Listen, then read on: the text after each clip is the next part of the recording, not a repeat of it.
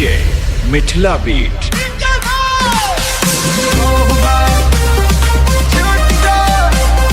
तोहर नाम सुनते ही दिलवा बूम बूम करे, तोहर लव में डीजे बाजा बेल बा, दिलवा हमार नचा जा जा दे से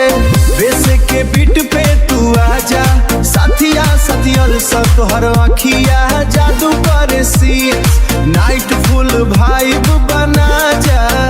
हमरा बाहों में आजा बेबी डोंट गो ना यूसुस। जब से तू आईली लाइफ में जान, सब कुछ लागेला एकदम मस्त पलान, सेल्फी लेके स्टोरी में डाली, सब कहे परफेक्ट जोड़ी, बारे वाह जी बारे वाह जी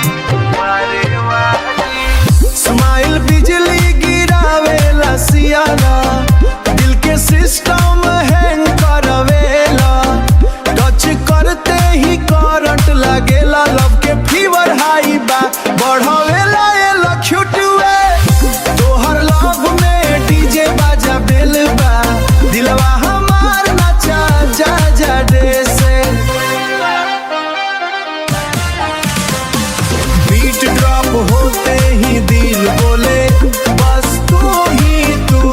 और कोई ना करंट हो, रात भर कॉल पे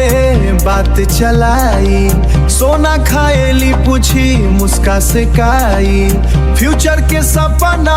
साथ सजाई, साड़ी के प्लान तक बा पहुंचाई प्याई पहुंचाई प्याई। तू क्वीन हम तोहर किंग रेसिंग,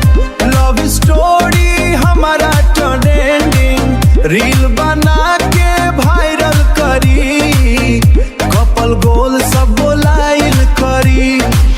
हठ पकड़ के छोड़ब न कभू, तोहर बिना लगेला सब अधूरा,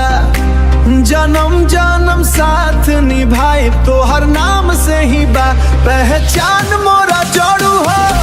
तोहर लव में डीजे बाजा बेल बा, दिलवा हमार नचा जा जा दे से। बेस हाई बी टाइट लाइट लो, डांस फ्लोर पे तू ही शोरल परफ्यूम साइड्स, डीजे स्लो कर लव भाई फ्लो, तो हर साथ जिंदगी एक परफेक्ट शो धीरा।